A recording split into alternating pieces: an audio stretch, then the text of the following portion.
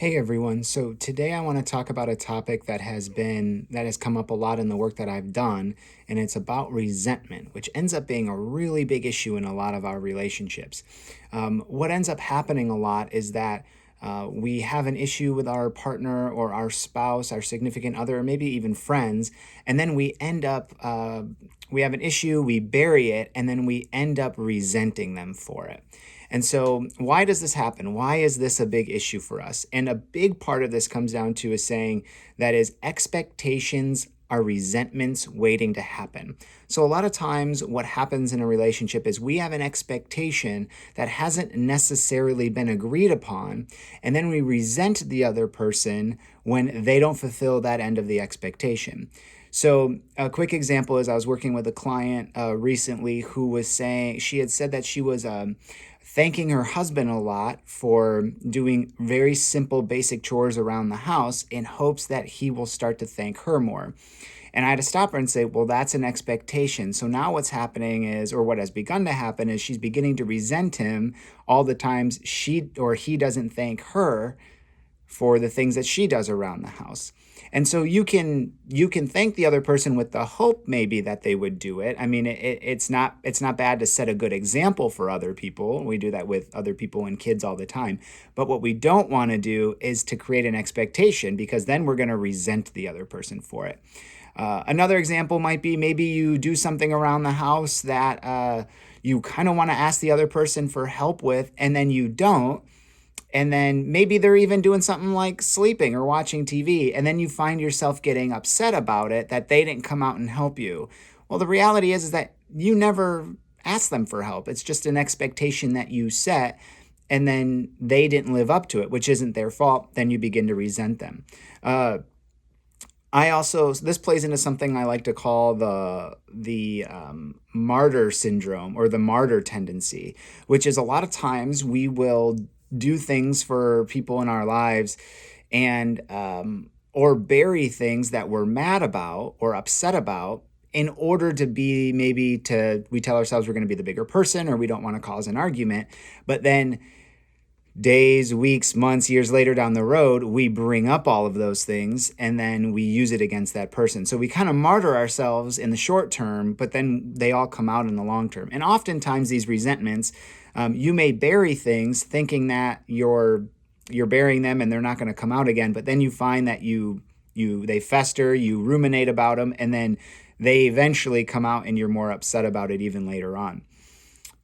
So one of the things that there's a few ways that we can work to help decrease these resentments in our relationships, and the first one is to not have expectations that have not been agreed upon. Now, you're allowed to have expectations within a relationship, but oftentimes those expectations should be agreed upon. So maybe you have worked out things in your relationship. Each person has different roles or responsibilities they take care of, and so those are things that you're going to do and be okay with doing. But a lot of times we will have expectations that were never talked about, were never set. You're always allowed to renegotiate the expectations that you have, but don't hold someone to an expectation or a standard that has never been discussed. If you are going to do something for your partner, friend, spouse, significant other, if you do it out of love for them and you want to be helpful, that's great. Then you can't hold it against them.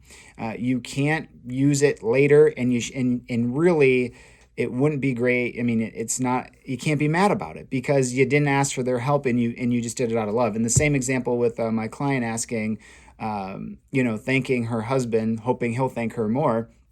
By creating that expectation, she's setting herself up to potentially resent her husband for not doing that. In the same way that if you were to have, chores and things in the house and expectations that you haven't set up, you can't be mad at the other person for not doing that. And so if you are going to do those things, then you have to do them out of love and do them because you want to do them and not hold it against that person later. And then a big piece, and I brought this up in a previous video, is the idea of speaking your truth in love with words of peace. So what this means is that we are allowed to bring up issues that we have with the people in our lives. Now, there might be small things that we think this isn't even, I'm not going to bring this up. It's just going to maybe cause an argument and it's not worth it, right? It might be, maybe the person didn't put gas in the car and they left it almost on E. You can, you can maybe say, oh, it wasn't a big deal. They forgot, I've forgotten. And then you let it go and you accept it and you let it go. If it becomes a pattern and something that is bothering you that you're not able to let go, and then you're starting to find yourself resenting them for it, then it's okay to talk to them about it. You don't have to bury everything, but when you talk to them about it, just speak your truth in love with words of peace. So we want to be in a good state of mind before we have those conversations. We don't want to do it when we're angry.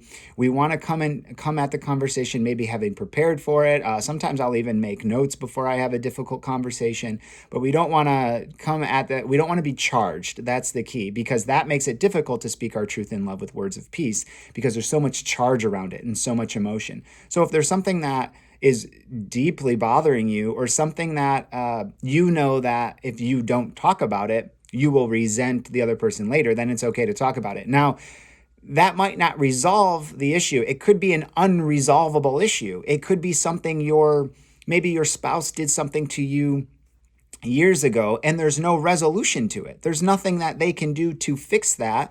You just have to accept the fact that that happened and work through moving through it and moving on. But you're allowed to speak your truth to that person about it. So it's not even that they're going to fix it, but it's you were allowed to speak your truth about it.